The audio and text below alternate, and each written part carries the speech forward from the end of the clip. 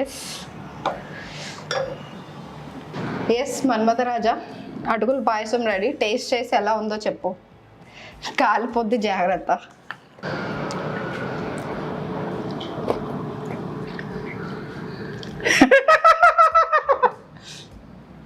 నిజంగా బాగుంది. ఫస్ట్ ఎందుకు అలా నవ్వావు? కామెడీ.